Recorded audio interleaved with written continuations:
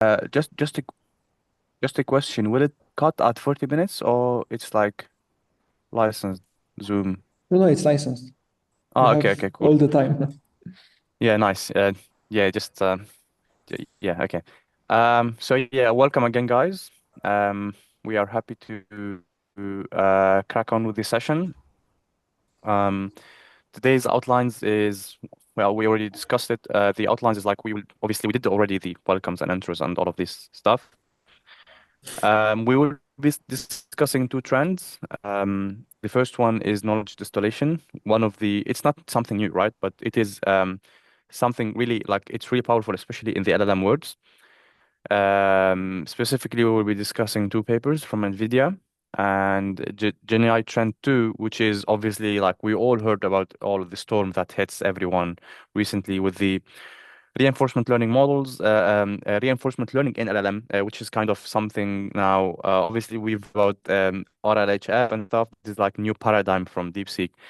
Um, moving after that, we will do the interactive session, and we would have 34 minutes with us to ask any question you want to ask about AWS, about LLM, about whatever. So yeah. Introductions. We already introduced ourselves.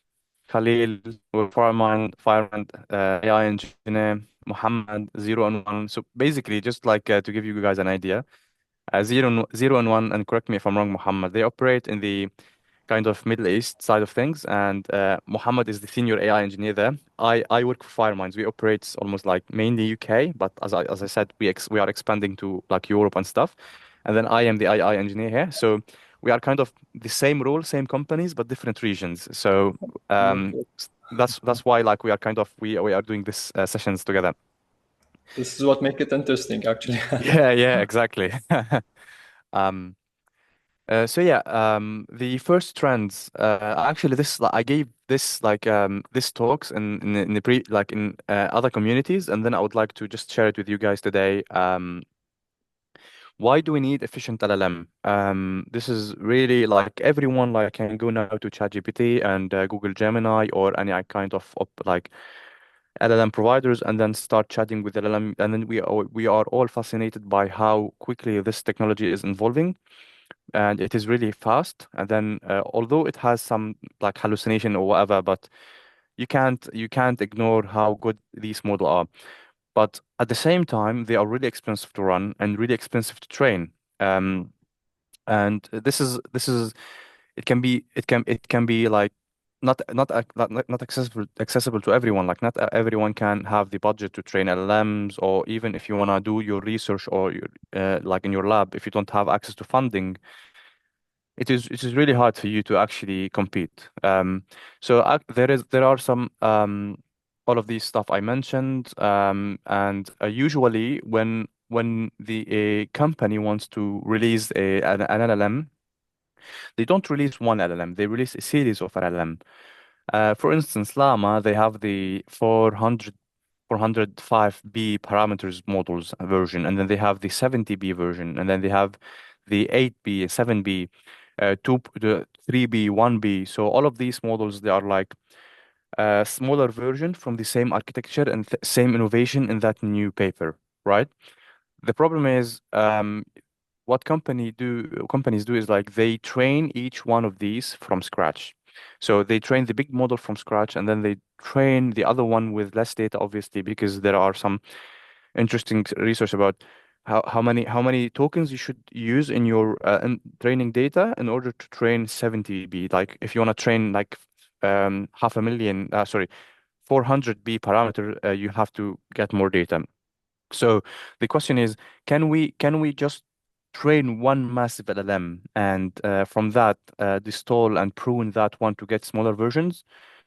For that reason, like I said, we will be discussing two papers from NVIDIA, and they are actually quite new. They are like from November and December last year, and then they are kind of related to each other. So the results from the first paper is used in the second paper. They are compact language models via pruning and knowledge distillation, and LLM pruning and distillation in practice, the Minitron approach. Minitron, by the way, it is a model from NVIDIA. The idea is simple and easy on paper, right? I mean, it can be hopefully after this meeting, it's gonna be not only on paper for you guys, but you can actually go maybe and try to do it yourself. Um, there are new two terminologies we have just to clarify in here. And for you who don't know, pruning is the techniques where, like, if you have a massive network, you prune from it, you just like delete some neurons, delete some layers to make the model smaller while maintaining as much accuracy as you can, right? Um, this is essentially it. I'm sure like you guys before heard about like dropouts or something in neural networks. Dropouts is only at inference level, where like the model size would be the same, but you don't activate all of the neurons, right? But with pruning, you actually delete them. So you delete layers and you delete activation nodes. We will explain it more in future slides. The other one is knowledge distillation.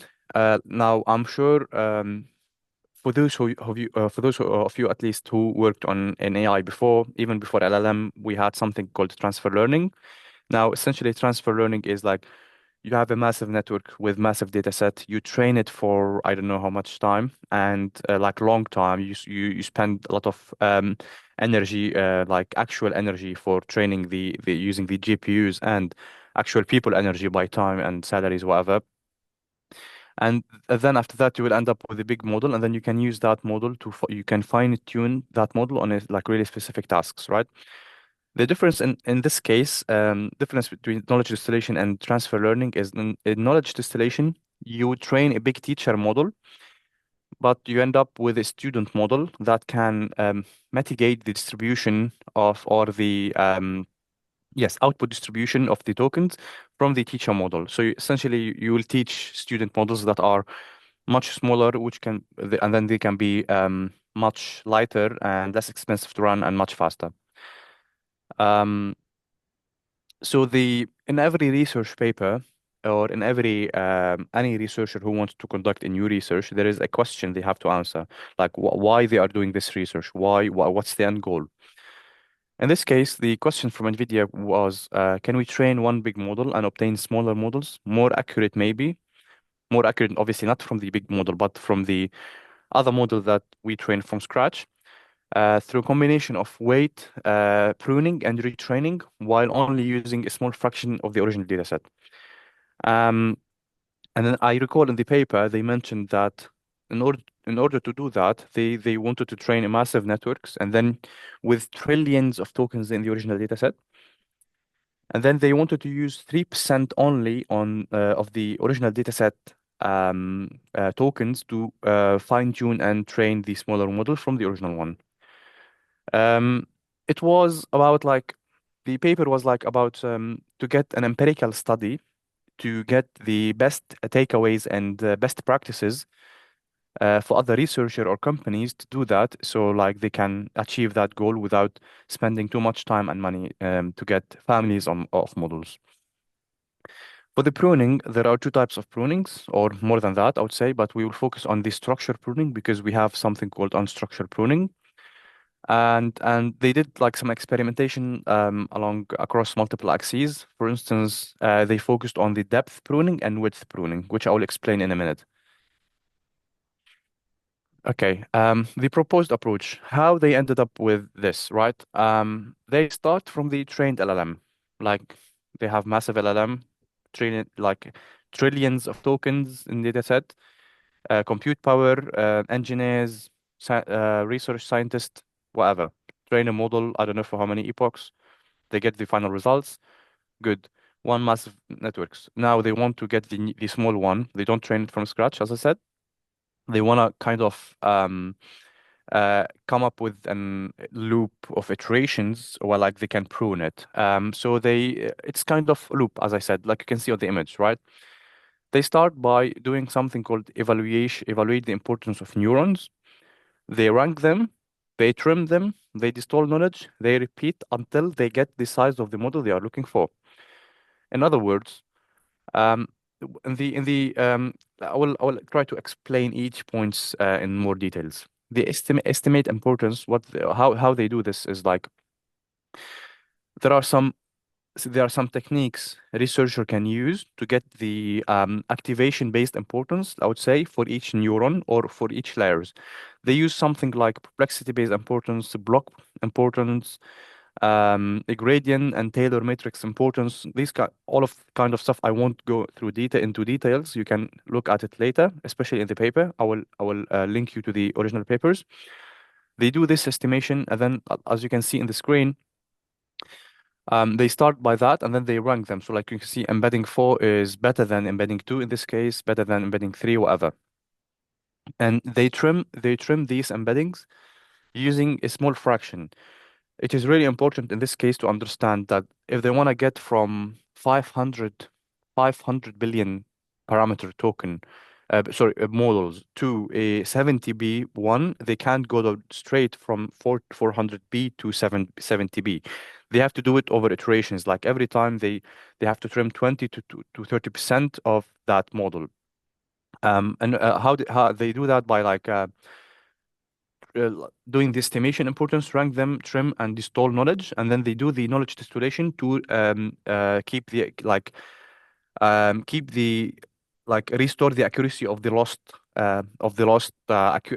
lost accuracy when trimming the neurons. Now width versus depth pruning, what is the difference? As you can see on the screen, I think everyone knows like what is this architecture is. Basically, it is the transformer architecture. The original one, although like all of the new ones, they have only the autoregressive part. But anyway, um, in the depth pruning, they trim from within each layer, which means, like you can see on the screen, we have in this case n block on the encoder and decoder. Sorry, and they trim from the neurons and attention head and MLP head. While in the depth pruning, they remove the entire layer. And then they did some studies about this. And to restore the lost accuracy, they experimented with two techniques. Sorry, one sec.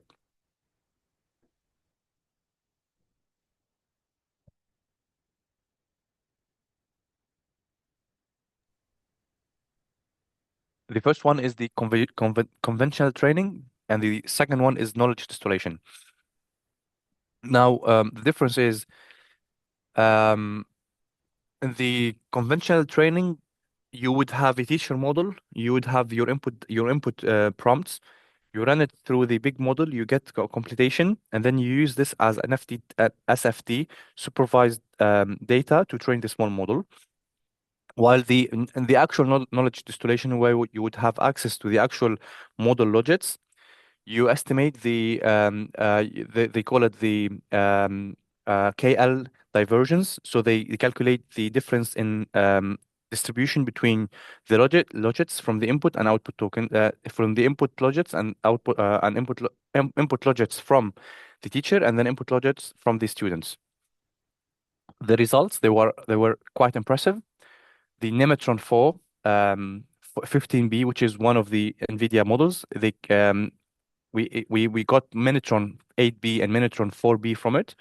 Minitron 8B outperformed Llama to 7B and Mistral 7B on multiple benchmarks, while Minitron 7B beats Gamma and Phi 2 despite low training costs.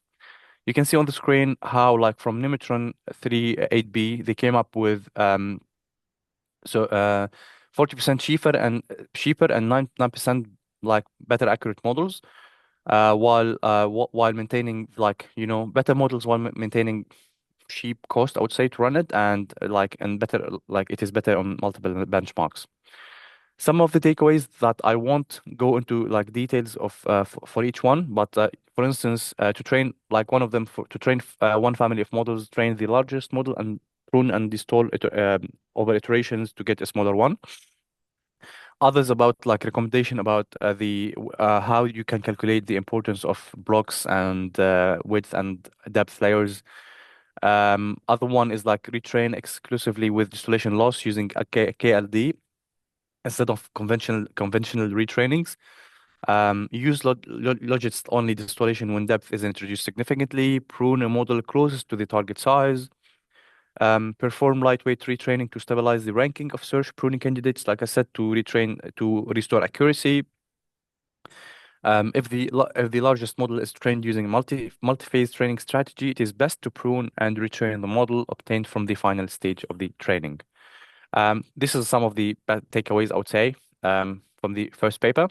And then I will give the stage to Muhammad now to talk about the approach in the second paper. Sure, sure. Thank you so much, Karim. Thank you so much, Khalil.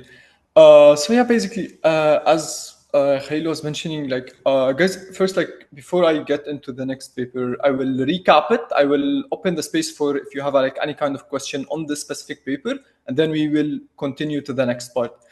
To recap it, basically, what's been happening, like, we want, of course, more efficient models. So we want smaller, yet we needed to perform well, right?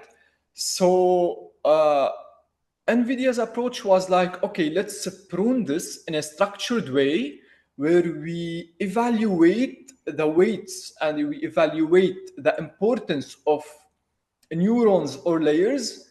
The ones that aren't really impacting the answers and the performance, I will drop them. And then after that, like, I, of course, this will happen in a loop. So like I would evaluate, prune, then like evaluate, prune, etc. Till I get like the model size that would be efficient for me. And then, of course, I will have a kind of loss in accuracy. So to improve the model and compensate on that loss, I would do a kind of knowledge distillation, right? And the knowledge distillation that we were talking about, where like we need the data basically which the model was trained on to do a kind of retraining for the smaller model, okay, to achieve this kind of higher accuracy, which would be okay with us to continue with this model to productionize it. So this, like, it was a kind of small recap about their approach. So before we continue, do you have, guys, any questions? Okay. Uh, I can see I if have there's. a question. Maybe I have question that. Please. Hello, thanks for this. Yeah, unfortunately, and I have a question like that. How we can use these practices in daily lifestyle and daily routine? Thanks. Um, I would say like if I go back to the practices, um, first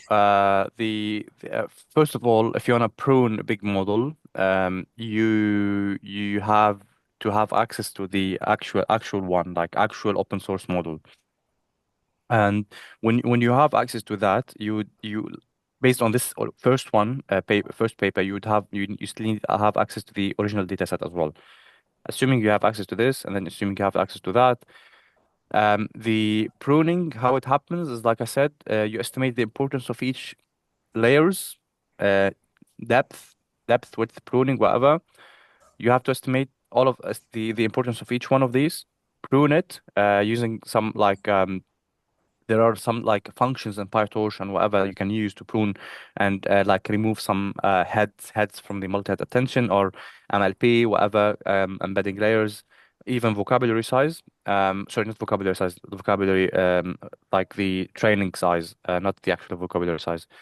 Um, and then after that, you have to use the something called KL divergence, like I said, which is essentially, if I go one slide before in here, um, in the embeddings and each output of from these two networks, um, and Muhammad will explain in more details in a few slides. But anyways, this teacher will be frozen. Like you don't actually modify any of these like numerical values in the teacher, but you keep the student active, and you have to output the result the logits from the first network and then from the second network, and you have to use KL diversions to calculate the difference in distribution for these two outputs, and then you have to use after that cross entropy loss to make these two distributions close to each other. And this way, you are forcing the student models to follow the distribution output of the teacher model. However, most of the time you won't have access to any of these. One of the solution, if you don't have access to the data, Muhammad will explain now. And then the other one is like the conventional training, which means you can actually go now and install OpenAI models. How you can do that? You can construct set of prompts in any domain you want to build your own model to be specific in. Send the prompts, save the computation, and get another model which is maybe Llama or something, and train it using SFT. I hope this answered your question. Yeah, like just adding to what Khalil was mentioning, like the specific use case where you can approach this is basically I want a more efficient model. So like I want a smaller model. I don't want to deploy, for example, let's say the 300xb model. I want just like few billion parameter model, and I want this kind for which is can be more efficient for cost, maybe for speed, latency, etc. So this is where like you can go with this approach to basically replace your bigger model. I hope this answers your question. Okay. Perfect. Let me continue with the approach. So like theoretically speaking, this is an amazing approach where like we can in the first paper, like theoretically speaking, this is an very interesting approach that everyone wants, of course, more efficient, cost cheaper, etc. However, in most of the cases, what we have basically is we have a kind of restriction on the data set which the models were trained on, right?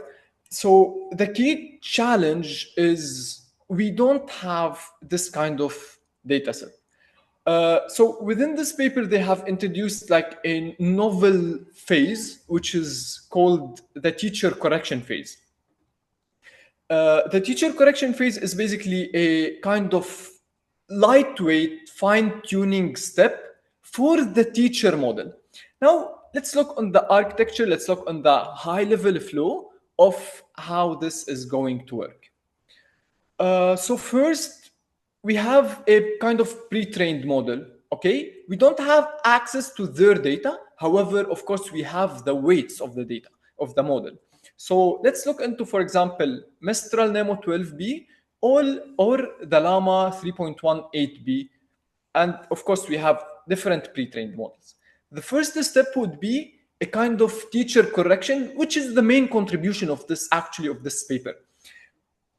Within the teacher correction phase, I'm getting, in this scenario for NVIDIA, they are getting 127 billion tokens, and they are fine-tuning, okay, the teacher within this teacher correction. So this can be to make sure that the teacher model, okay, or this model is basically adapted to my domain, is adapted to my new data set, okay, which is basically this model is going to act as a teacher. So I want to make sure that this model actually knows what are my data and what are the information that wants to train later the student on.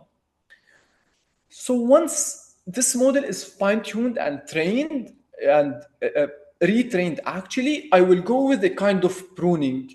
And again, in here, we are following the best practices from the first paper, which Khalil was mentioning. So we are doing this kind of loop where we are evaluating the active and the weights of neurons, and we are pruning. And like, of course, as Khalil was mentioning, also we have these two approaches for structured pruning, which are either I go with a depth pruning or a width pruning. Once I've done the pruning, I will get basically the student model. The student model is a kind of smaller version of the model.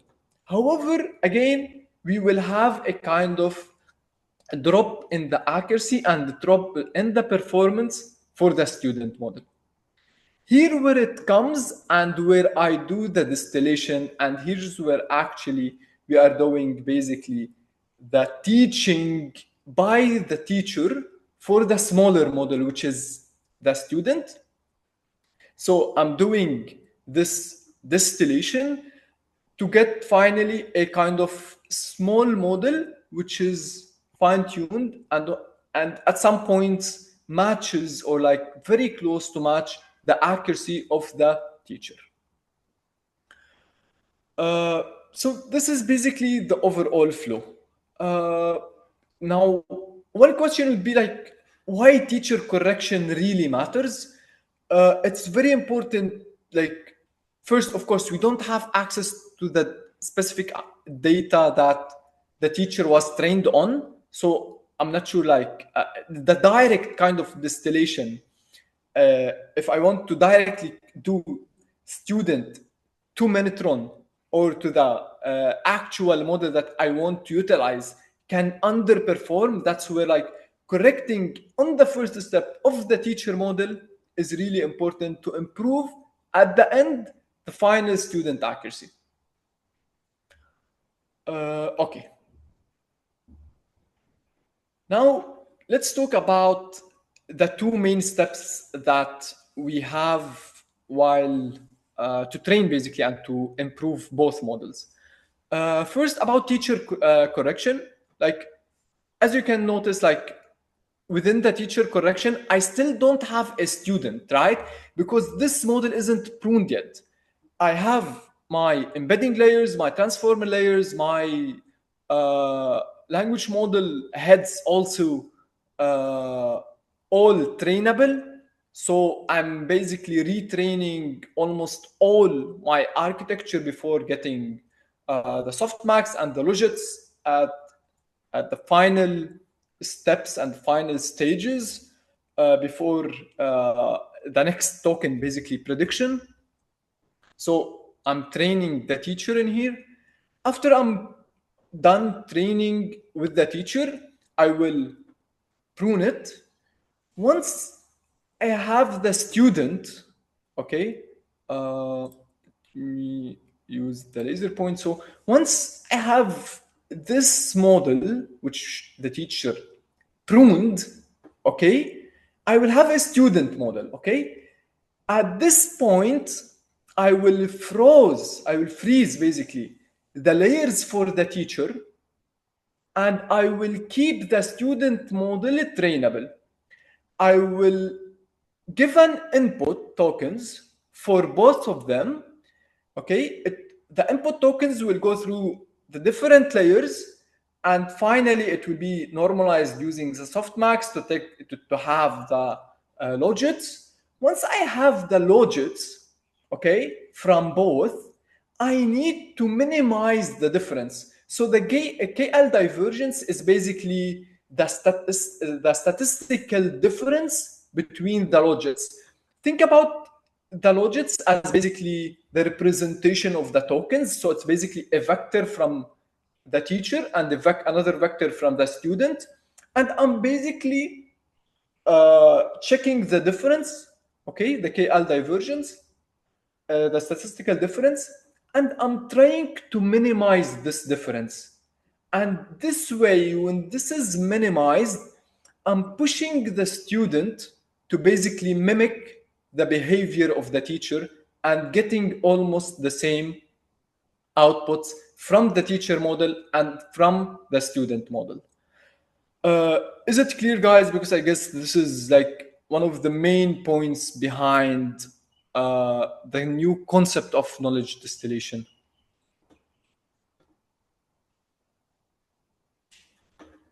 Let me check if there's any questions. I have a small question. Yes. Please. About the training data for the distilled model. Is it like, I understand it should be smaller than the data for the mother model or the teacher model. Yes. But is it related to that data? Is it or completely different? It could be completely different. So I think in this case, in the second paper, it is completely different. The whole new idea in the second paper is, if you don't have access to the original data that the original model has been trained on, you can get your own data and do it. If you do have access to the original one, so in the paper, I think they said they only used 3% of the original data. In the first paper, they used 3% of the original data to do the knowledge distillation. So. There is actually, maybe we can talk about this in future seminars or something. But there is like a relation between the number of tokens used in your vocabulary to train LLM, and then the size of the LLM. So even if you have like massive data sets and then not enough parameters, it's not worth it. Or like train it, it's not gonna give you better results. So like there is a correlation between the number of inputs or number of tokens in the vocabulary data sets and the size of the model. So yeah. Cool, thank you. Yeah. So like for this example, let me show you also the numbers. Like for the teacher correction, so this is your data basically. So we are not talking about any data from the model provider, right? So in here, for example, we have 127 billion tokens. And within the distillation, and here they are mentioning it's less than 400 billion tokens. It's also your data. So we aren't, like in this paper, again, like we are assuming that we don't have any access for the provider's data or for the training data for the main pre-trained models that we are utilizing to get a smaller version out of them. Okay, perfect. So going now to look into some kind of metrics. So within this approach, we have mainly two models. The MN Minitron for 8B, which was distilled from the Mistral, and then we have the Llama 3.1 Minitron 4B width and 4B depth. 4B width, which is basically standing for the pruning technique, which is basically for width, and 4B the depth, also for the depth pruning technique. We can look into for example, the vocabulary, the number of unique tokens for the tokenizer, which show you how your model is generic. The depth, of course, like we can see in here, like for the 4B depth, like we can see like 16 layer was pruned. So like the depths in here, like 16, in here we have 32. The MLP, like the hidden, basically the hidden dimension. And here also we can look into the metrics. So like the metrics also for the approaches were mentioned. Now the most interesting part is basically obviously the results. So basically in here we have the different input output tokens, basically, or like length of the token sequences, input output. So for example, in here like 128 input tokens, 300 output tokens. And the y-axis is showing us the throughput in requests per second for the FP8 precision. And of course, this is it was mentioned like this has happened on one single H100 GPU.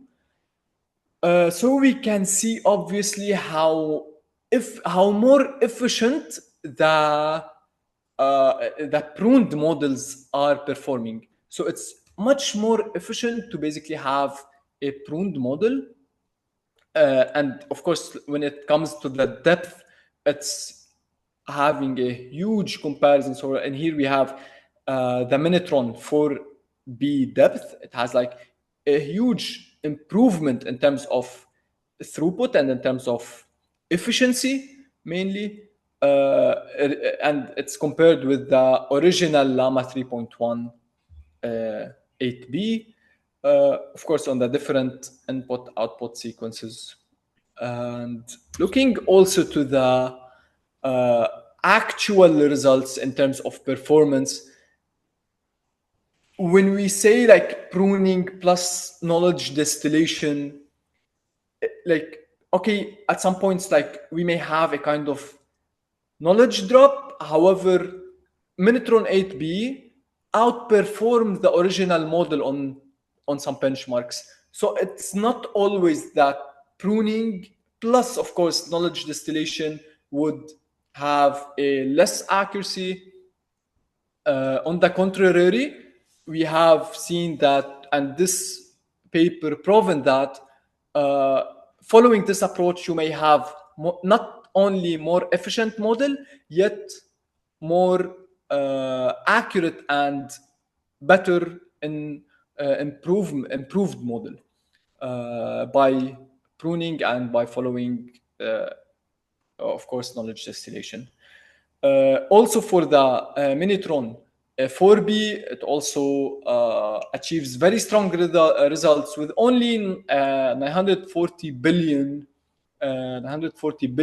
training tokens versus the 15 trillion tokens by the original ones. For the inference speedups, it's like 2.7x faster with depth pruning because, like as I've mentioned, like depth have very important effect and very important impact on the on the efficiency of the model. Takeaways, I would say like there are two very important takeaways from this second paper. First, the pruning strategies like significantly boost the inference speed, like as we can see, while again retaining a very competitive accuracy. So it's not only about the speed, we are also retaining the competitive accuracy. And one other thing is like depth pruning offers the large performance gains, whereas the width pruning would have a kind of balance between the accuracy and speed.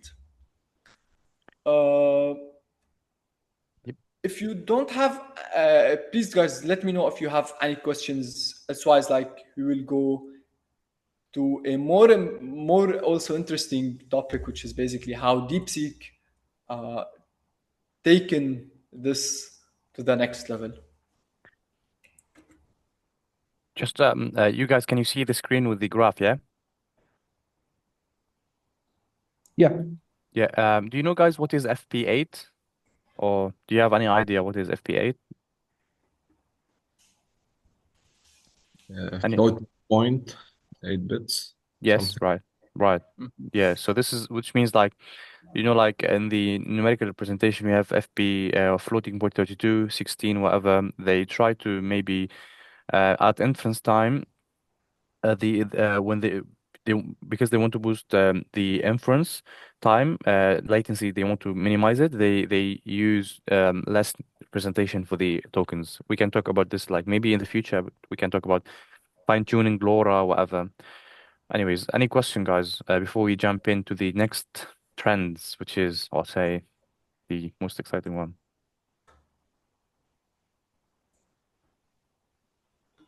Guys, by the way, there are a couple of questions, I believe, in the chat. If you guys can. Yes. go with I it. I Sure, am. sure. Okay. This is.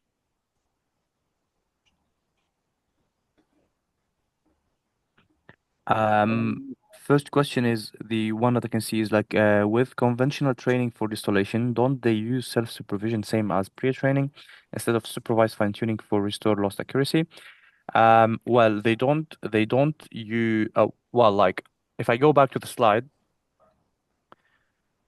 as you can see in here, so self-supervision, which means they pass the if for you who don't know, like they don't actually label the data, but they have maybe a chunk of text, and then they defined all of the parameters they want, like context length, whatever. And then the LLM will start actually, given a previous context, I want to predict the next token, and then they get the next token and then feed it again to the LLM, and then the LLM start to predicting this.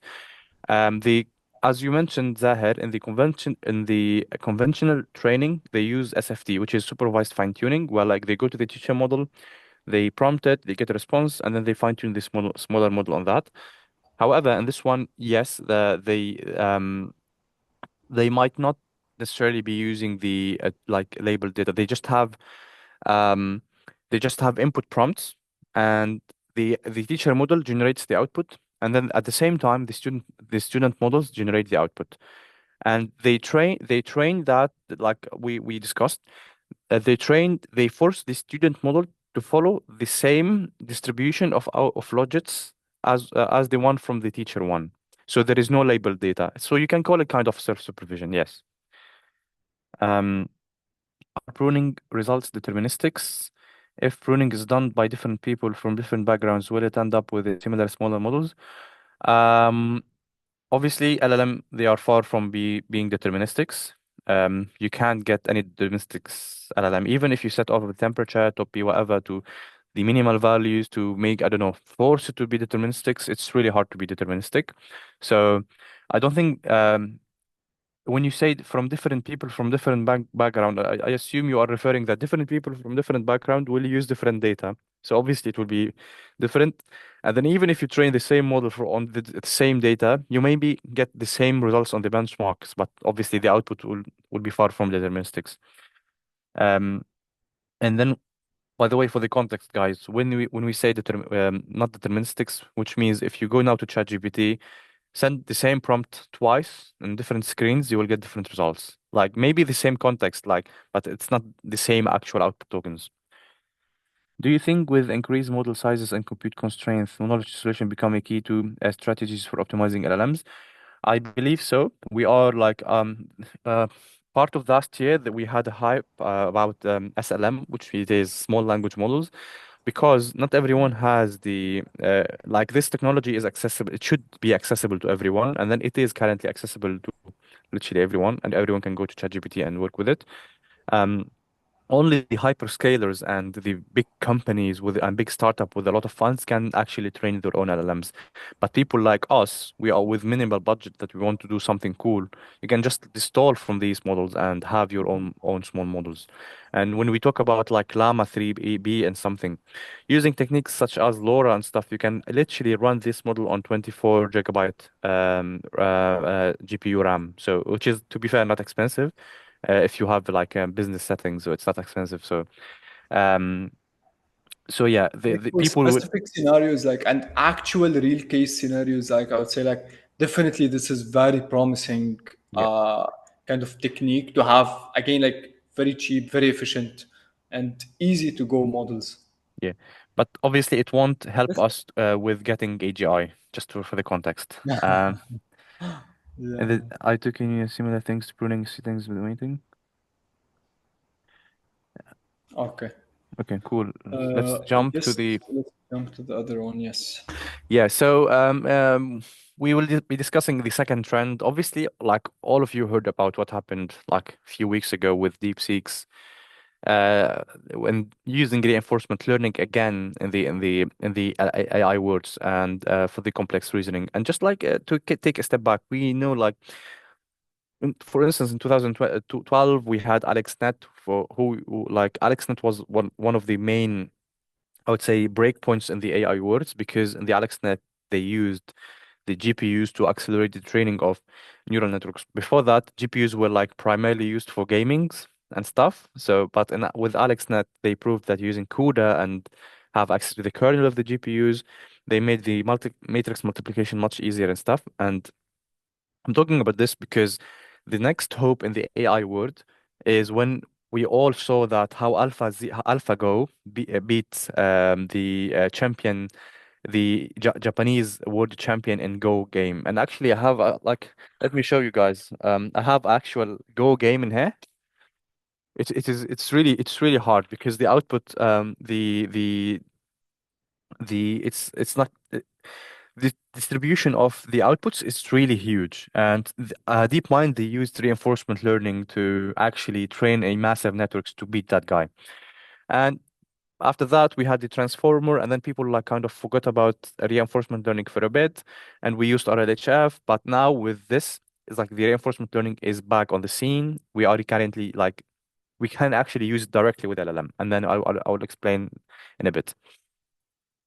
We kind of saw that battle between DeepSeek, OpenAI, America, China, Cold War. Like we I was like just following the news, and then you can feel that the intensity between these two peoples, two like countries, and even though the Chinese have like really restriction access to GPUs, they managed to get like big model, like really huge model with comparable accuracy, and then the model outperform actually the OpenAI one, as you can see in this screen, in several benchmarks.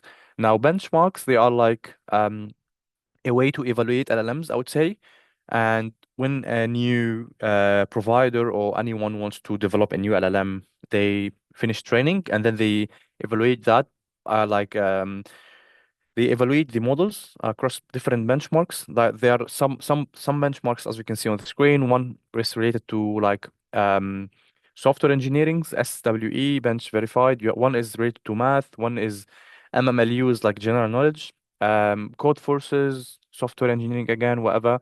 So they make sure that the model is giving good results across different areas, which means the model is generalizing. It's not like only focusing on something new.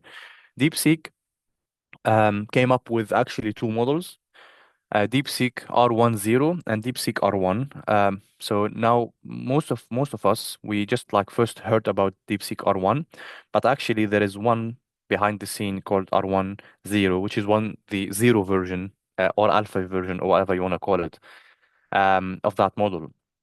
And as you can see on the screen, actually the R1 model performed oh, actually I forgot to put what is each one of these is. So like for instance, the one in the blue and the lines, it is the DeepSeek R1, and then the one near it, it is like the one from OpenAI, the competitor. And then you can see DeepSeek outperformed OpenAI in several benchmarks. And now we have to go to the question is like why RL, right? Why using reinforcement learning in this case? And why, like, I would say it's kind of innovation, even though maybe OpenAI did it, but it was all closed source, and then no one actually had the map or like roadmap how they did it. Before jumping to RL, I want to talk about post-training. Um, Post-training is one of the breakthrough as well. I will not call it like not breakthrough, but not one of the new techniques that OpenAI used first when they introduced ChatGPT, because before that, ChatGPT was like only completion machine, which is kind of still, but using post-training, they get the trained models, they do some tricks on that model to align the model with the human preferences, and to make the model follow the instruction really well. They did this using SFT, supervised fine tuning, and RLHF, which is the reinforcement learning human in the loop as well. Um, why RL again? Because SFT is not enough. It's not always available, and then it's not enough. And RL, human in the loop is expensive. We have to be honest, because human in the loop, which means you have to have human annotators to help you annotate the data and create something called reward models, which I will get into in 1 second. So RL is not enough. Sorry, SFT is not enough. RL is the way. Why we can't just like, experiment with it? So using RL and reasoning models, um, they end up with something called inference time scaling, COT. COT stands for chain of thoughts, which forces the model, as we all see in DeepSeek actually website and ChatGPT new reasoning button. You can see that the model is actually thinking before you giving you an answer. This is the chain of thoughts. The question is, is it possible to achieve similar performance using pure RL? And before discussing what DeepSeek did, DeepSeek they are not DeepSeek R1 didn't came from nothing. DeepSeek they had something called DeepSeek V3. They released in early December last year, and this model is a huge one. It's like 671 billion parameters. However, that model is using something called the architecture of that model is mixture of experts. And now, if you didn't hear about mixture of expert before, mixture of experts is like you would have massive network, but you don't have to actually activate all of them at the first time. Like for instance, you can see on the screen, the DeepSeek V3 have 671 billion parameters, but actually at inference time, like when they want to compute the next token, only 37 billion parameter will be activated to execute specific tasks. For instance, they would have multiple experts. One is really good at math, one is really good at answering silly question, one is really good at like summarization, whatever. And they at each time when you send a query, the responsible one will the responsible one will be executed to generate the next tokens. And then as you can see on the screen as well, this is from the paper. DeepSeek V3 achieved really good results and on across different benchmarks, and then it was comparable to other open source models like Llama 3.1, 400B Instruct, and GPT 4.0 and Claude 3.5 Sonnet, whatever. Moving to DeepSeek R10, which was the first attempt to create the reasoning model. DeepSeek R10, they said, we don't want to use SFT data at all.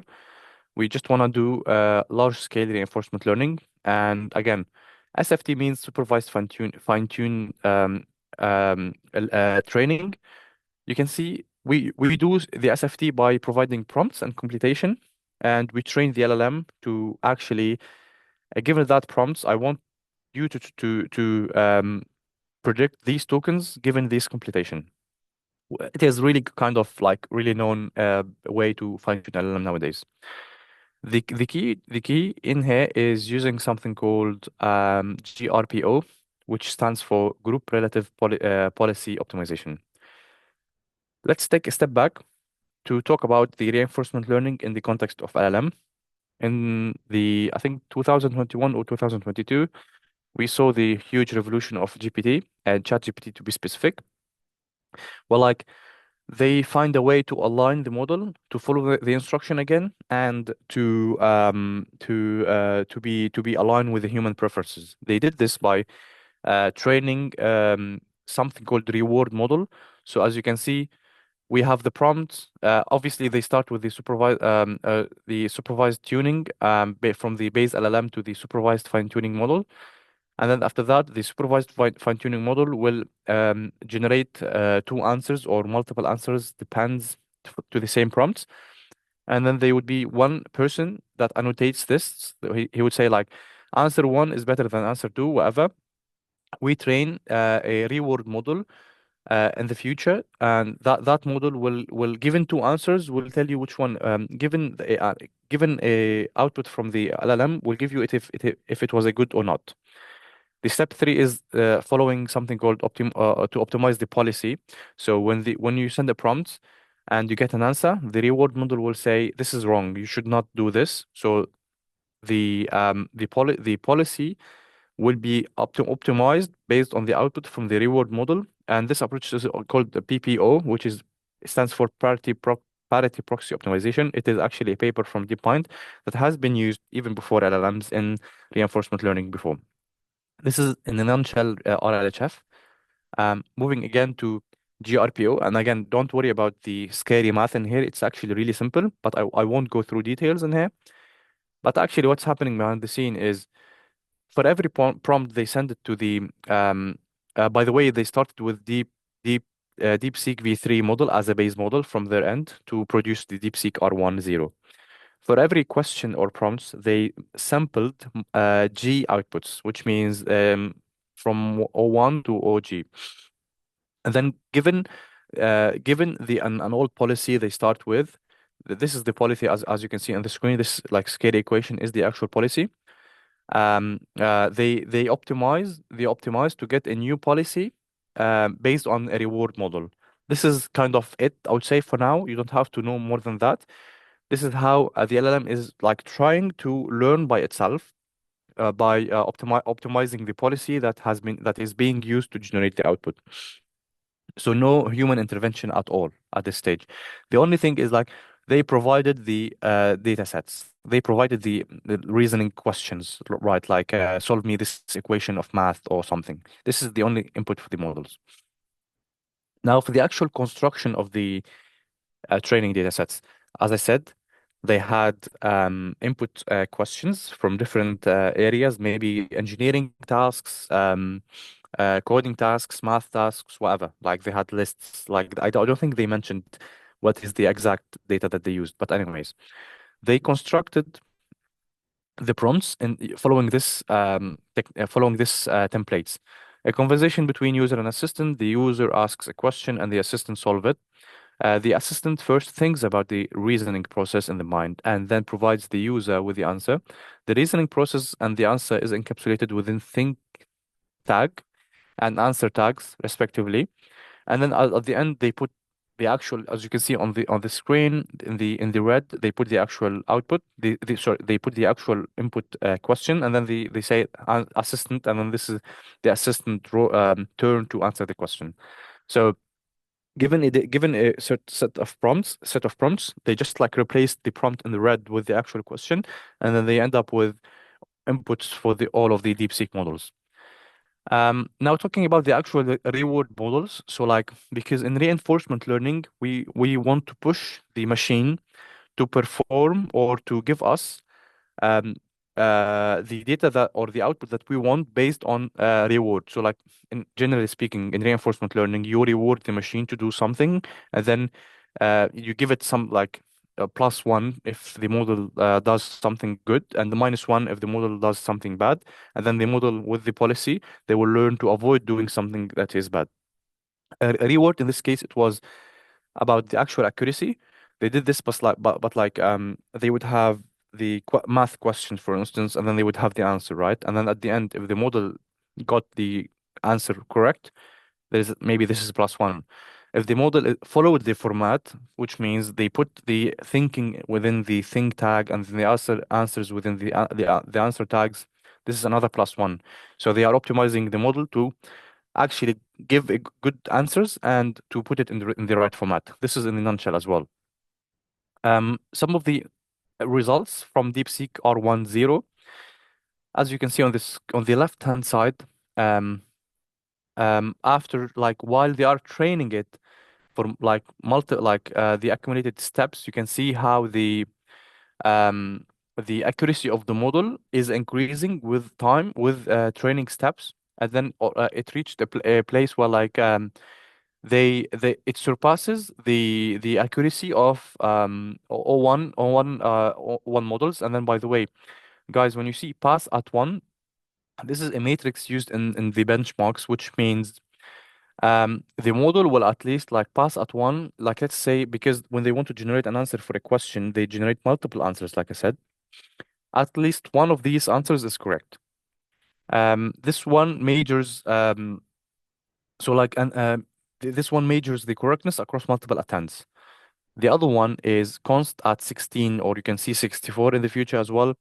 So this is related to how deterministic the model is, which means I know that I said the models are not deterministics, which they are, but they want to check if given a question, how many if the model producing the same answer, how like, because if you say 1 + 1, the answer is always 2. Like they want to look to see if the actual model is learning that 1 + 1 is 2. So const at x or y, whatever, measures the reproducibility whenever the model gives the same response when you prompt it repeatedly with the same input. On the right hand side, you can see the length of response during training, and so like the model is learning to think more while we are training it for more steps, which is kind of cool as well, because now the model is taking enough time to generate enough tokens in the thinking stage before giving an answer. Um, One of the special moment as well, it was the aha moments. I don't know, you guys, if you heard about the aha moments, and it was really interesting because given a question, the LLM start thinking about something, and then the LLM realized, oh, I did the mistake. Wait, there is an aha moment. I can flag it in here. So the moment is like, like when you want to solve any math problem, or you want like try to write some codes or whatever, you start with doing this, and then you realize, oh, there is something wrong. I have to change the approach. So you have to start over, right? The same thing happened with the LLM. And then this shows the power of a reinforcement learning and how the LLM is with time and with compute. The LLM is learning to correct itself. Um, give it enough space to think about the answer.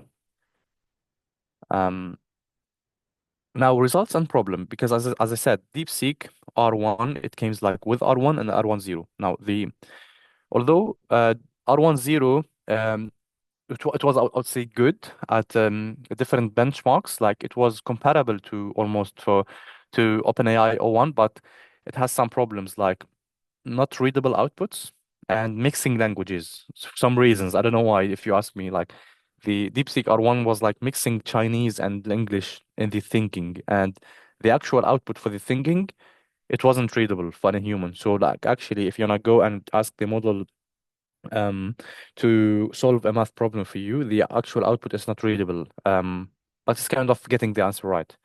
So this was a problem, and they wanted to solve it. Um, how they did this is like actually we said we don't want to use reinforcement learning, but what if we do RL with a bit of salts, and the salt in here is SFT. They didn't the original plan was like maybe can we achieve like really good models with pure RL? The answer was like obviously we got a good model, but it's not enough to compete OpenAI or get like really cool model with pure readability and stuff. So they started with cold start SFT. um, they collected it by prompting DeepSeek v3, and maybe like some people claim that they actually used OpenAI. That's why you can see OpenAI logo in here, because there were some claims from OpenAI that the DeepSeek prompted using the available API for OpenAI to uh, generate a chain of thoughts for for their data, and they used that as a cold start to fine tune the DeepSeek v3 again on that SFT before going to the reinforcement learning. And on the other hand, what they did is like actually if I go one page in here, DeepSeek R10 gave a good results, but like, as I said, one of the problem is output is not readable.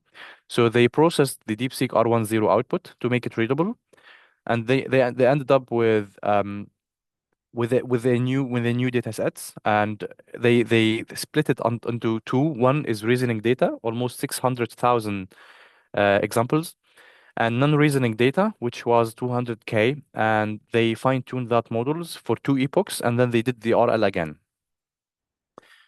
The results were like quite impressive, because actually the new DeepSeek R1 model gave like really cool and really good results across different benchmarks. As you can see in MMLU, Redux, and Pro, Drop as well, and Frames, Alpasa, Eval 2, and Arena Hard, they outperformed all of the existing models. In math, it outperformed all of the previous model. Like as you can see as well in Math 500, 97.3 accuracy. And it was like really shocking to everyone, like how we using like really restricted access to compute and data, they managed to get using pure RL almost really good results. But they didn't end up there, and that's why we wanted to actually talk about the distillation as well, the trend one, because actually they used DeepSeek R1 to distill the data generated from the data that I said, like 600K and 200K that has been generated to SFT, the DeepSeek R1. They used it to distill other models. Like for instance, they focused on the Queen, which is from Alibaba, and then the Llama model. And then they did this for Queen 1.5B, Queen 7B, Llama 8B, Queen 14B, 32B, and Llama 70B. And then the benchmarks were like really good as well. Um, so if you compare the distilled version from the Queen and Llama versions, they were like quite impressive as well. They gave like really good results, and then even in some cases, I think like you can see DeepSeek R1 distilled Queen 32. It's is better across some of the benchmarks from the original Queen 32 one, like provided from Alibaba.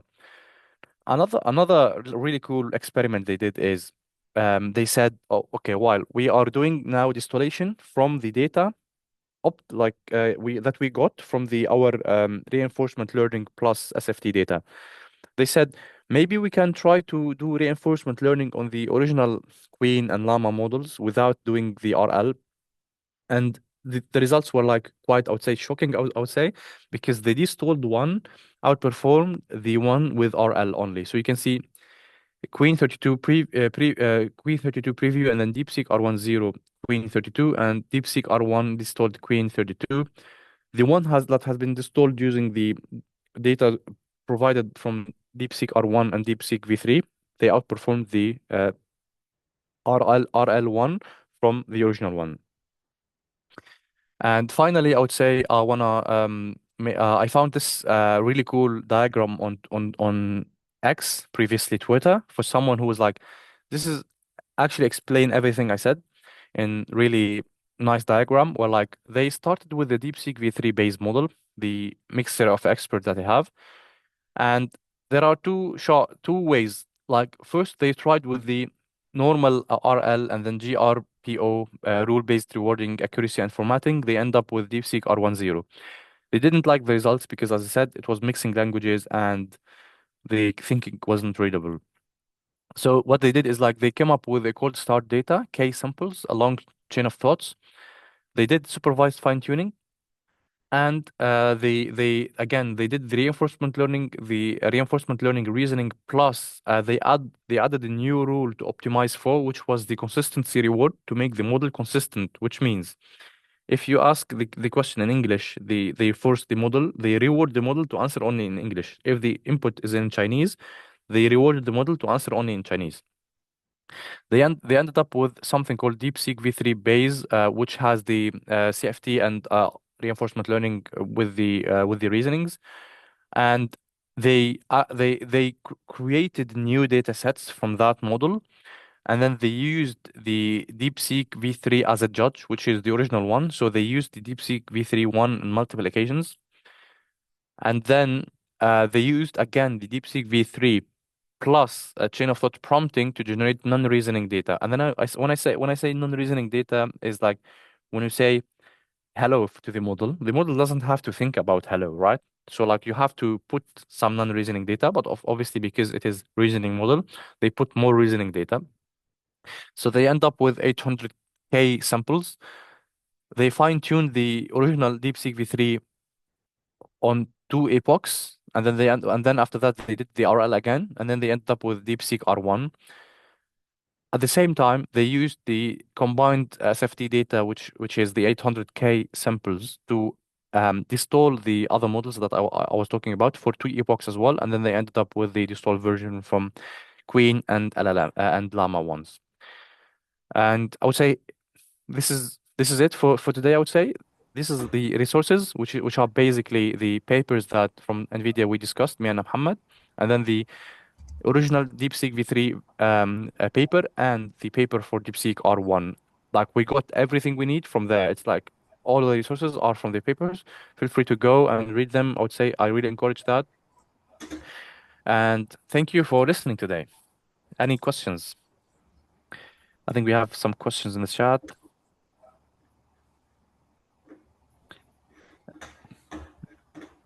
Will you say that's only part of the prompt selection?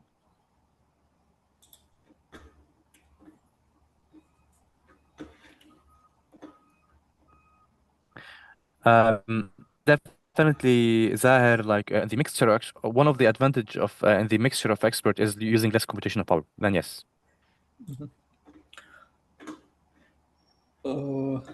Thank you so much, Khalil. It was really an amazing presentation, very, very interesting one. And I think like that final basically architecture Yep. actually shows the whole story behind DeepSeek. It's very informative. Yes. So it's really nice. Of course, we'll be sharing all the info with you guys. Now let's jump to more practical, I would say, exercise. And in here, like, I would really want all of you guys to basically be helping us in building this architecture together. So I will stop sharing my screen. Sure. Let me start sharing as well. Just before you carry on, Muhammad, can we take like 5 minutes break? I'm just gonna go to the toilet rapidly and come back. Sure. Let's have 5 minutes break and then we can continue. Yes, sure. Cool. Meanwhile, I will be presenting. I will basically share my screen. Okay, window, PowerPoint presentation. Okay. Also, Muhammad, I did add our WhatsApp link in the chat. If you want, I can share the QR code if that makes easier. Sure. Guys, can you see my screen? Yes. Okay, perfect.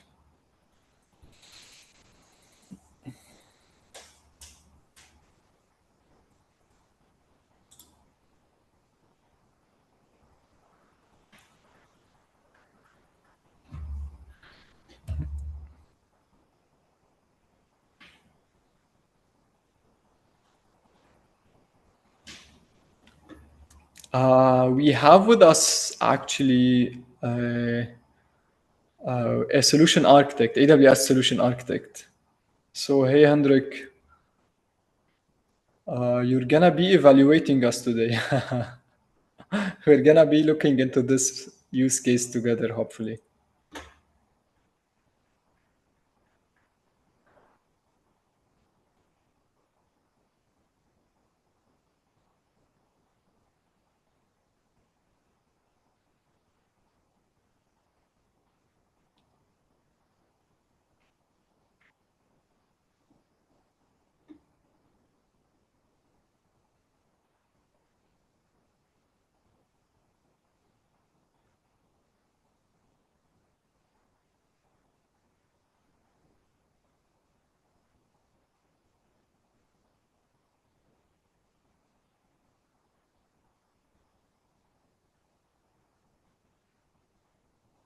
I will share the QR code, Muhammad.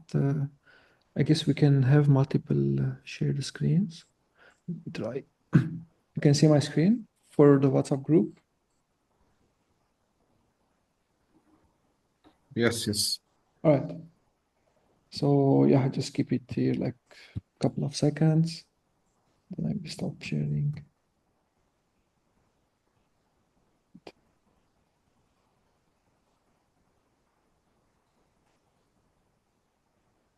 Mainly our go-to is WhatsApp channel for the new events and any announcements. So yeah.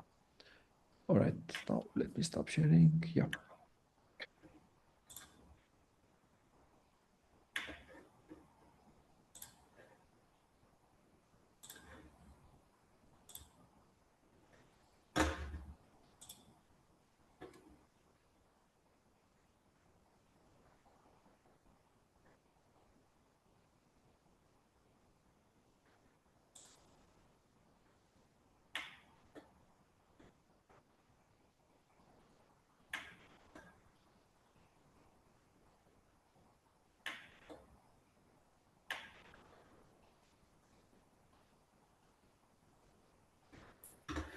Okay, guys, so let's continue.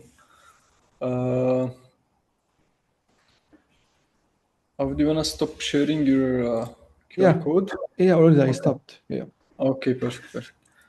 Okay, so basically, like just a brief about a kind of business use case. So let's think about a medical clinic XYZ, which came to us with this specific case entitled Automated Healthcare Report Processing. The current manual process and main points, they are getting something around 100 lab reports daily. And the number, of course, is increasing with time.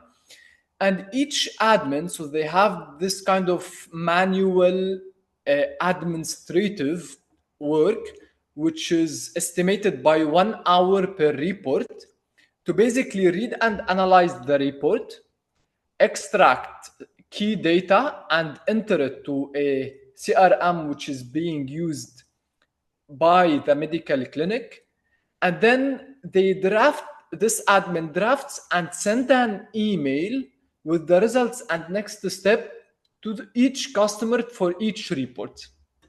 Okay, so the administrative work estimated by day is 100 hours. So of course they have different admins, all of them are working to basically do this kind of work mentioned manually.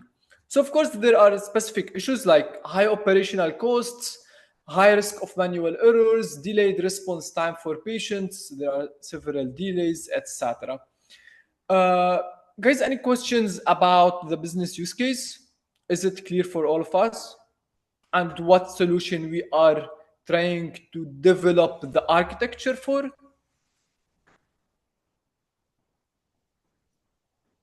I think no. Let's talk a bit about the technical notes. So the customer CRM is basically connected to Amazon RDS. Any data processed outside the DB should be PII redacted. So we should have personally identifiable information as in masked before any storage or transmission.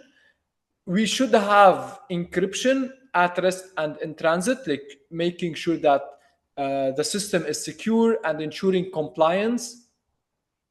Also, we should have access control, audit logging, and user data rights, of course, as they are in the medical industry. So they are following the GPR compliance to basically have these compliances. And then finally, like for the Gen AI model, like he's saying, the customer is mentioning, like as a first step, you can use a kind of generic model, any kind of let's say OpenAI, etc. However, for later, what we want to do is we want to enable a kind of continuous training for a smaller model to make it more efficient again, and to make it also, it should perform well. Guys, any questions on the use case? Is it clear for all of us? Sorry, regarding Please. the last point, why did we choose, or are we going to choose the continuous training of a smaller model over other methods like fine-tuning the generic model or using RAG, for example?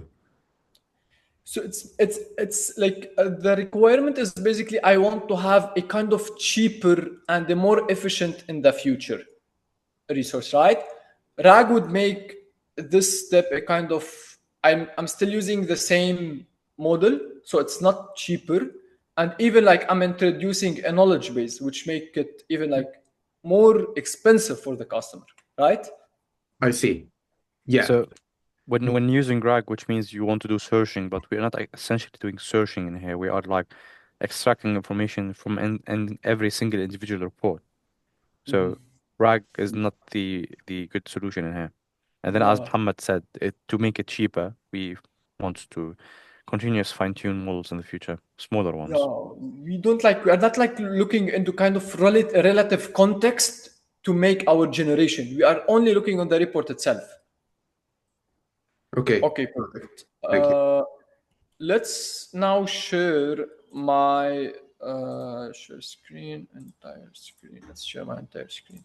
Let's start basically architecting. Okay, I will basically start with let's start together thinking. So of course I'm gonna start with AWS cloud basically, because we are trying to develop our whole solution on AWS. So this is a kind of AWS cloud.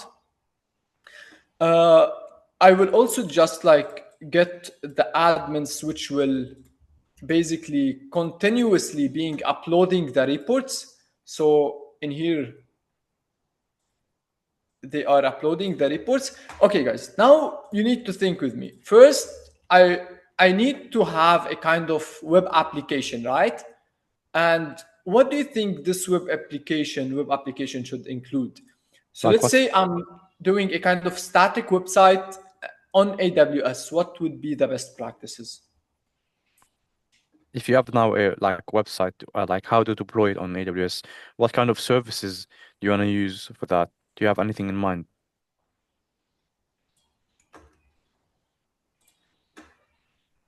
Don't have exactly. So like I've seen the chat. Someone Yes. mentioning like static S3 hosting. So exactly like we need S3. So let's add S3. Okay.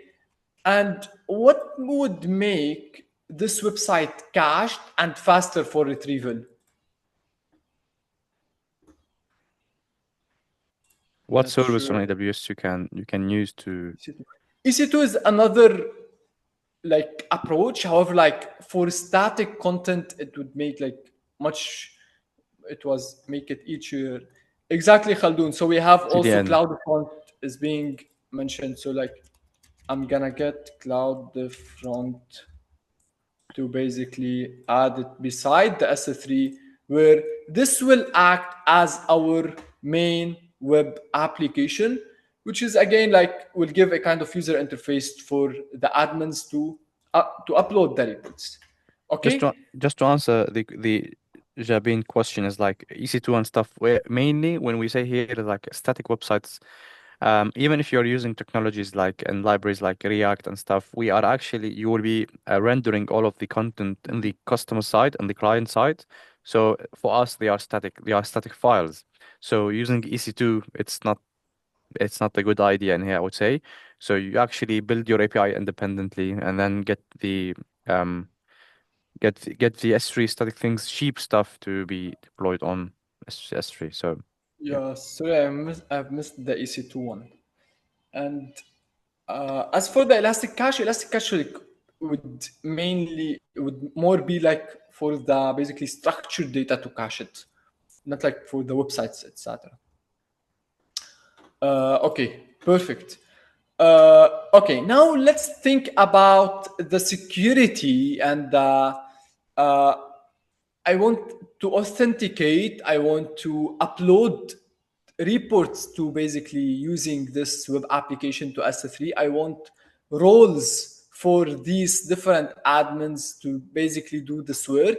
What kind of security services would I be using to make this secure and to make it basically to follow the best practices again of building authentication security services. So let me get also the web application authentication level Cognito, into correct. here. We got Cognito, exactly. Yeah, So Cognito will basically make it possible for each user to basically using, for example, their emails, their group emails to log in. And then after Cognito, what like I want something so for them like can assume a role to be able to upload a report. I am exactly. So in here I would also need to add the AWS identity and access management. Okay, now let's think about the security of the website itself. So what would make it secure, for example, in front of DDoS attacks, in front of SQL injections, etc.? Any idea, guys? Like WAF, WAF, exactly. exactly. So like also like in here, I'm gonna add basically AWS WAF to make it sure that this can be used. Now, like let's continue. That's really nice. I can see like I can see like we are on the same page. Now we want to use basically a gateway for whenever a report is being uploaded. Like I want to trigger something to basically trigger my flow in terms of processing. So like we need a kind of gateway to basically integrate my web application with the flow 100%. Correct. So it's a kind of API API gateway with gateway. Lambda, correct. Okay, exactly. So I have another API gateway. It will kind of stand here. Okay. Uh, okay. Let me I will also like, we need kind of, okay, so in here, like, let me do something. I need a place to store my report, and I need a place to store my metadata and the status behind my report. So where this report is stored, when it was uploaded, by which admin it was uploaded. So I need a kind of report storage first and metadata storage second. So guys, what do you think? And in here, S3 and RDS, kind of correct. DynamoDB for metadata. This is the correct answer. So yeah. Khalid, do you want to comment basically why we would choose, like, why would we go with Dynamo instead of going with RDS? well, obviously, first, like the difference between RDS and Dynamo is RDS is SQL-based relational database, while DynamoDB is non-SQL No, database. exactly. Obviously, both would work, but if you don't want to do like intense relational data and searching and stuff like that, RDS you're gonna pay more money because yeah, exactly, Ahmed. RDS is expensive as well. It is expensive because you have to pay, like it's basically an EC2 instance running behind the scene. You have to pay per hour. While on the other hand, DynamoDB, you can use the on demand and then pay as you go. It is really scalable, and so if you just want to store metadata, DynamoDB is the perfect solution. And isn't Dynamo faster? It is really it's hyper fast for querying. Yes, correct. But the problem you have to remember with DynamoDB is if you're not do searching of some sorts with and relational data, it is not the good solution. But in this case, DynamoDB is the good solution because we just need to store the reports metadata like the key in S3, what time it has been created, and all of this stuff. So yeah. Okay. I also know like the Lambda was mentioned, so I'm gonna Yes. just put the Lambda in here. Okay, guys. Now we need, like, as you know, there's a flow within my business use case. Okay, the flow is basically about first reading and analyzing the report, then masking the PII, then sending an email to the customer telling them about next steps, etc., and the analysis of my report. Then I also need to integrate with the RDS, which is they have the CRM, and add the data on it, right? So I need a kind of orchestrator. Okay, so I need a kind of functions where I can orchestrate this flow, where I'm doing continuously the status, and I'm updating my DynamoDB. So for example, the email is sent to, for example, XYZ, this is the body, etc. So what do you think? What is the service that I'm gonna use? 100%. So Step function. it is a step function. So in here, like, okay, let me also have this. Step function, guys, is one of the most important service in AWS because you can orchestrate a lot of things. It is compatible with a lot of, ECS, EC2, whatever you wanna do with it. It is really good. It's really cool. So like step function, and I will be basically orchestrated by, it will orchestrate my flow of lambdas. So in here, like, this step function will basically run a lambda to analyze the report, okay? And then I will use another lambda function to do the redaction, then send an email, then save the data to CRM. Okay, now what service will I use to basically analyze the report? And here I think, like, as an AI guys, like, I really want you like to dive deeper into, like, it's not only about the service, but like what models, etc. Why do we need API handler? Can't we just invoke the step function? Okay, like You need I don't. Robert, I'll answer this. We need an API because we want to export. Like, how do you like usually like this is another question, yeah, right? If you're gonna upload something to S3, you don't do it via gateway. Usually, the good way is like maybe if you have your API Lambda, the API Lambda will generate a pre-signed URL. You send it again to the front end. The front end directly upload to S3. So you need the API in there, and then the API will start the step function workflows. Why do we need it? Maybe in the future you want to put an SQS in front of step function, so you don't want to directly trigger this. Another one, maybe you want to retrieve all of your data. So in the same Lambda, you can put an endpoint to retrieve the data from DynamoDB. So I hope this answered your question. Yeah, let me add another point. Like for uploading to S3 from the UI, I can use AWS Amplify, which basically will give me a very easy way, just like basically amplifies a library for the UI, which I can directly and securely upload from my web application to S3. Now, also to add on the question, I don't think there's a direct way to integrate or to trigger the step function from the gateway. Besides, if I want to decouple it, as Khalil was mentioning, like if I want to decouple it and add an SQS in here, that would give me the flexibility, basically using the API handler. Okay, guys, going back to analyzing the reports, what service do you think I should use?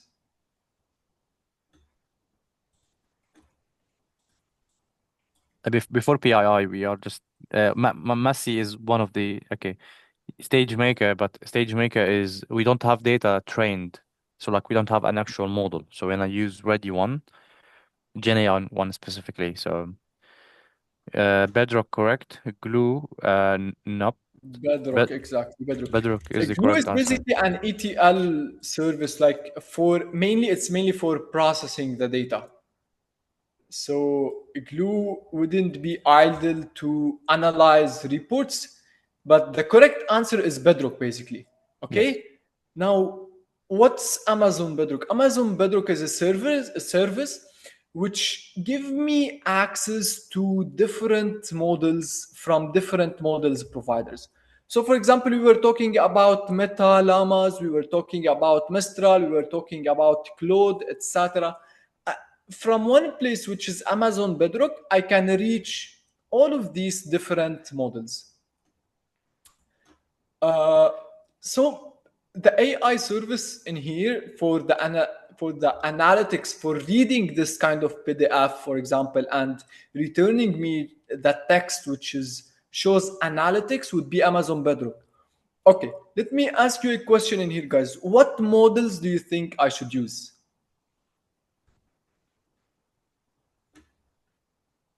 So let me in here, let me check if I can, for example, say Bedrock models. Okay, these are the supported foundation models by Bedrock. Guys, you can see all of my screen, right? You can see the supported foundation models now. Yes. Yeah. So in here, guys, all of these different models in here, like for example, Anthropic, Cloud 3 Opus, Cloud 3 Sonnet, all of these are different models which we can evaluate to check, for example, the acceptable latency, acceptable, of course, performance accuracy to get and to choose one of them. However, of course, since I'm analyzing reports and most probably this is going to be a PDF or an image, etc., I would need a kind of input modality which is compatible with image as well, if I want to analyze it directly before a kind of processing it. So in here we have Amazon Bedrock. Jabin said DeepSeek. Currently, DeepSeek is not available directly on the API based. It's not on demand. So we have to host it on Bedrock, which is kind of not ideal for now. So what we can do is we can use ready ones. So you have Nova, Claude, all of these. But however, again, yes, this DeepSeek can be deployed on whether Bedrock or SageMaker, and Yes. you can directly, for example, call it to basically analyze the reports. Zahar is asking why we don't use text extract to parse the documents. First of all, let's say that the documents, if they are handwritten or they come on different formats, if you know documents that come in tables, it makes sense just to use text extract. You have to compare the cost, obviously, but because of these foundation models can understand images now, you can pass the files as images and do VAQ over them. And then even in Bedrock now, using the Converse API, you can like straight away pass a PDF file or Word doc or whatever. 100%. So I would say like that would like, is it an option like which is it's obviously can be doable, so I can extract the text using textract and then pass it to to an LLM. However, again, using Bedrock, I don't need to do so. I can directly pass a PDF, I can directly pass an image to basically extract the data out of it. So Karim, like, yes, exactly. Claude Sonnet can be a very good, for example, LLM, which can be used to extract this report. The next step would be PII reduction. Okay, so in here we are talking about medical documents. So we have, for example, let's say the name, email, phone number, etc. And of course, like to do maybe send the email to save the data to CRM, I need to mask this kind of PII. Okay, so do you know, guys, like which service can be utilized for this scenario? Someone mentioned Macy before, and then I had the discussion with you, Ahmed, before. Muhammad, sorry. Macy is, I think we have to store the output in S3 first to do that, while there is another service that you can invoke it straight away and give Right. you the parsed PII data. So Macy basically is for the ones on S3. So it's more focused on the data on S3, right? However, like there is a service on AWS which I can directly invoke just to see the identify the PIIs, and then directly I can mask them.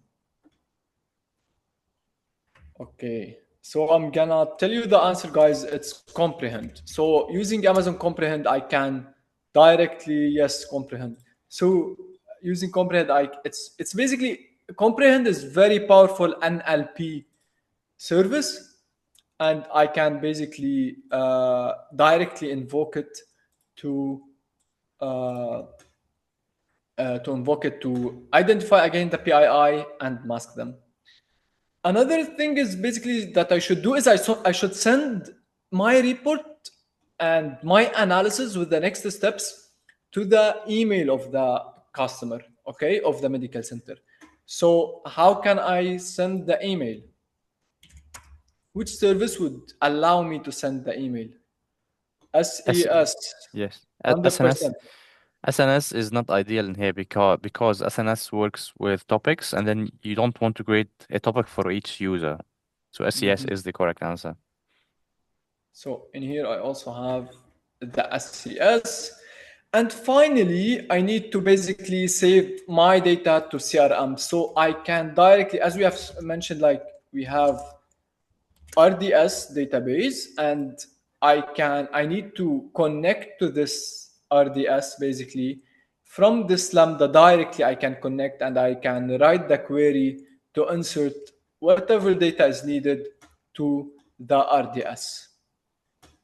Now, going to also a nice and interesting discussion, like this data is being analyzed, this data is being processed, the data is being saved in S3, the metadata is being saved in Dynamo. I need a way to a kind of fine-tune a smaller model, to train a smaller model, which I would utilize it on a later stage in a more efficient way to do the job of report analysis, okay? Which is the most lovable service by the machine learning engineers on AWS, and especially data scientists. SageMaker, exactly. 100% that's SageMaker. Okay. So first I will add SageMaker. Okay. Now within SageMaker, I have different features. I have different, basically SageMaker is a big service. What do you think? Like, do you think I need a SageMaker notebook? And like, let's say I will tell you what do I need, and you tell me, guys, how this can be used. So first, of course, I need a SageMaker notebook. How this SageMaker notebook will help me in building this kind of solution.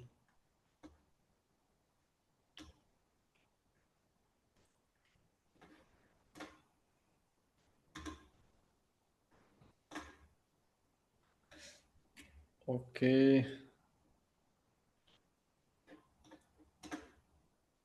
Okay, Khalil, what do you think?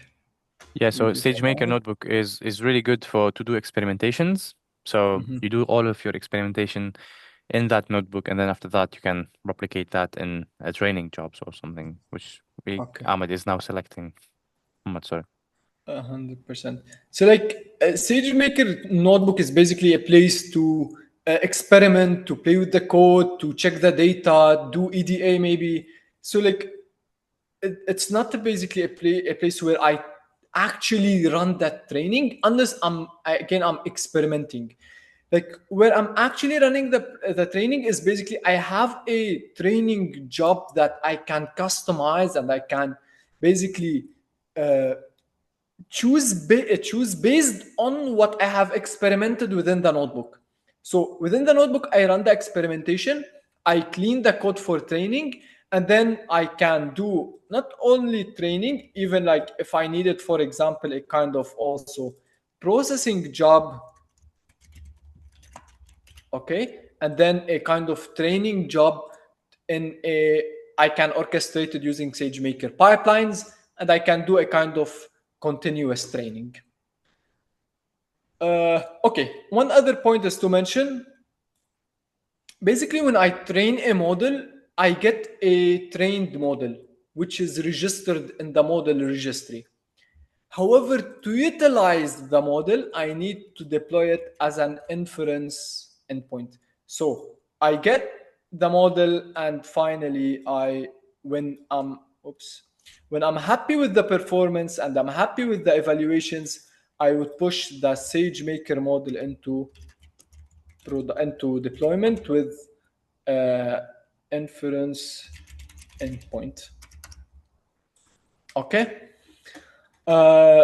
So, guys, any questions on the architecture? And let me show you like the completed version of it. Can we just revise the use case one more last time and what we Of, achieved here? of course, of course. So we used Bedrock to extract the content from the report. And then we use that content after masking the PII to train a smaller data. Smaller data than what? Which was the generic.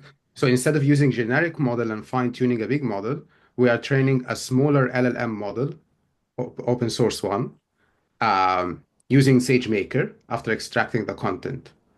And then when do I use that trained smaller model? Where do I use it eventually? So Yeah.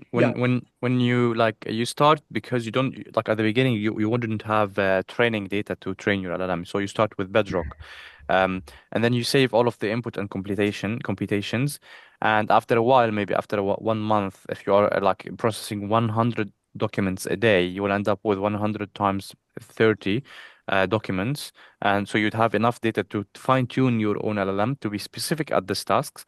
And when you have enough data, you essentially fine tune it, and you start using it because it will be cheaper and more accurate. So I will not replace Bedrock in that case. Bedrock is just for extracting the content. And I'm just the eventual use case will be actually using the SageMaker inference with So model tested on. you you can replace Bedrock in the future when you have a good model. Exactly. Ah, When you are satisfied with the results that SageMaker is giving, when your small model is basically predicting, then here where you come and replace Bedrock. So, for example, let's say Bedrock is costing you $0.1 per inference. I'm just giving an estimation. And then, like, when you come with this small model, it would, for example, cost you $0.05. And this is where the huge impact that you're gonna do with a smaller, efficient, and again, like it can be even with time, with even like more improved accuracy than the one that's Bedrock giving you. I see. Yes, that's very good. Now I understand it. Is there a way that I will automate the testing of the new model being trained every day, so that until it reaches a specific precision before switching? 100%. Like again, like using SageMaker pipelines, you can do a processing job, training job, and then evaluation job. And when a specific metric is hidden in the evaluation job, you can either register the model, or for example, you can even like trigger an SNS. So Yeah. you can trigger a simple notification to get you to send you an email, maybe to send like to do any kind of deployment, etc. So using SageMaker pipeline, this workflow can be orchestrated. And also on to add on top of that, like when you fine tune a model on SageMaker as well or whatever, if let's say if you go with Llama 3 or something, you can actually import the new model to Bedrock, and so you can still use Bedrock, but you have to change the model. It's like say if you use Nova as your starting points, when you have a good model, let's say Llama 3, you can deploy it on Bedrock and start using it from there. Okay, but SageMaker evaluation here, is it used to evaluate normal machine learning model with the normal metrics, or it can evaluate LLM like the scores, the specific LLM scores? I would say LLM evaluation is really hot topic now. It depends. If the output is like really exact output, you do like any normal LLM evaluation. Other than that, if it's like open-ended stuff, you can use LLM as a judge, which kind of maybe we can discuss this in future seminars. Yeah, that'd be But great. like again, like this evaluation job, like there are some kind of predefined metrics that you can directly plug in and play with. However, it's a like you can get in your Python script, so you can add whatever like evaluation metrics. For example, again, like as Khalil was mentioning, like it is a hot topic, and there are lots of different metrics and evaluation benchmarks that are being utilized nowadays. But like you can add in here whatever evaluation I would say approach you want within your evaluation job. At the end, it's your Python code, it's your playground, and you can add whatever approach you want within this evaluation job. Yeah, okay, perfect. Yeah, the evaluation topic would be great to tackle in the future. I understand it's a big part of the LLM world, and yeah, this is pretty unique architecture. Very good one. Thank you. Well noted. We will take it into consideration. Thank you. Okay, guys. Of course, this architecture will be shared with you, even the use case, everything like we have discussed today. We are perfect on time. We have lost some time just for Q&As, but like we are open, guys, to take any kind of questions now. So again, thank you so much for attending this session. Thank you so much, Khalil, also for joining us. Thank you, Avidis, for organizing. Guys, if you have any questions, please let us know.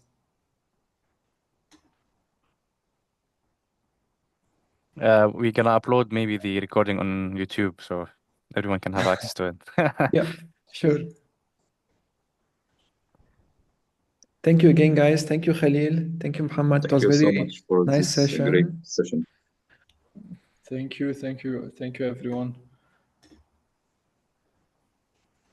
Looking forward Okay, for guys. next. Great. Have a good day. Enjoy your weekend. Bye bye. Thanks, guys. Thanks Bye, for having everyone. me. Yeah. Bye. Thank Thank you. you. Thanks, Khalil.